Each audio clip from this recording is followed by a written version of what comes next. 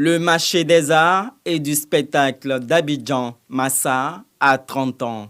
Un âge de maturité qui autorise des innovations majeures pour cette 13e édition, prévue pour se tenir du 13 au 20 avril prochain. Les réflexions porteront sur jeunesse, innovation et entrepreneuriat. Nous avons souhaité, sur instruction de notre tutelle, que le Massa soit un événement inclusif.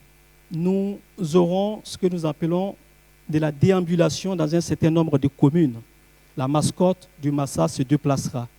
Nous aurons également une activité importante qui est une activité de jeunesse, qui est une activité de battles entre les jeunes Ivoiriens dans les 10 communes d'Abidjan. Il y a beaucoup d'innovations, la mise en place du prix féminin qui va porter le nom de notre grande chancelière, le professeur Henriette Dagri Diabaté, un village des enfants, pour que les familles puissent se déplacer en toute sécurité. Il était évident pour nous d'avoir un village de l'innovation. Donc c'est une innovation. Nous aurons aujourd'hui les start-up qui officient dans le secteur culturel. Le théâtre, la musique, la danse, le cirque, les arts de la rue, le slam sont en autres les disciplines qui mettront à l'épreuve les artistes venus d'une trentaine de pays.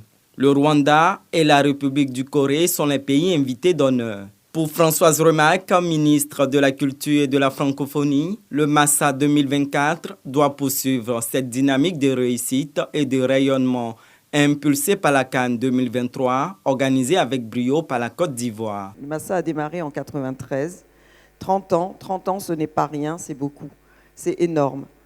Et le Massa, cette année, je pense qu'il faut que vous le preniez comme étant dans la continuité de ce que nous avons vécu de manière extraordinaire avec cette Coupe d'Afrique des Nations. Le Massa aussi, c'est une opportunité de montrer à la population ivoirienne, aux Ivoiriens et au monde entier notre richesse culturelle dans les 7 disciplines qui ont été sélectionnées dans le cadre du Massa. Un Massa qui est certes professionnel, mais sans public, finalement on passe à côté de quelque chose. Et c'est cette dimension qui va être le défi de ce Massa. Il faut que les salles soient pleines. 105 programmateurs, plus de 1000 artistes attendus pour 300 spectacles dans différentes salles des communes d'Abidjan.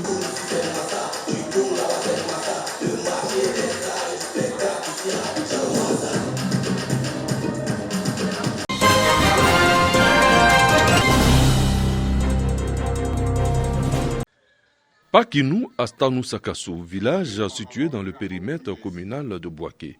Occasion pour la population de se retrouver et de s'engager pour le développement de leur localité. Ils ont investi un nouveau président à la tête de leur mutuelle, Sylvestre Kounayao. C'est le lieu ici de saluer l'engagement des dignes fils et filles de Tanou Sakassou qui chaque jour, comme un seul homme, pour répondre à son appel lorsque cela est nécessaire, en témoigne votre présence massive ce jour.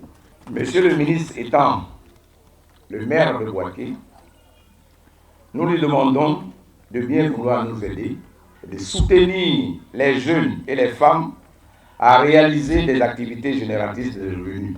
Cependant, l'événement a revêtu une autre bonne nouvelle pour le village de Tanou Sakassou, la pose de la première pierre du logement de l'infirmier du dit village. Avant, les femmes pour accoucher partaient à Bouaké. Mais aujourd'hui, les femmes accouchent ici. Sauf qu'aujourd'hui, l'infirmier n'a pas de logement. Là, il va vivre juste à côté de la maternité. C'est vraiment capital pour lui. Plusieurs dons ont été faits à la communauté. La délégation représentant le maire de Bouaké, Amadou Koné, a assuré de l'accompagnement de la municipalité de toutes les actions de développement menées par cette mutuelle. Au nom du président, au nom du ministre des Transports, et puis en notre nom, nous sommes venus, encore une fois, dire aux parents de Tanou Sakassou que chaque fois qu'ils auront besoin de nous, chaque fois qu'ils auront besoin du ministre Amadou Koné, on sera présent. Monsieur le maire, député maire de Bouaké, le ministre Amadou Koné, le message qu'il nous a laissé, de venir saluer et féliciter ses frères de Tanou Sakassou qui ont compris cela en se mettant ensemble en mutuelle, mais surtout en tant que mutuelle, en posant des actions notamment de construction d'un logement. En unissant leurs forces et leurs ressources, les habitants de Tanou Sakassou aspirent à de meilleurs lendemains. Il s'agira pour eux de contribuer à bâtir un meilleur avenir pour les générations futures.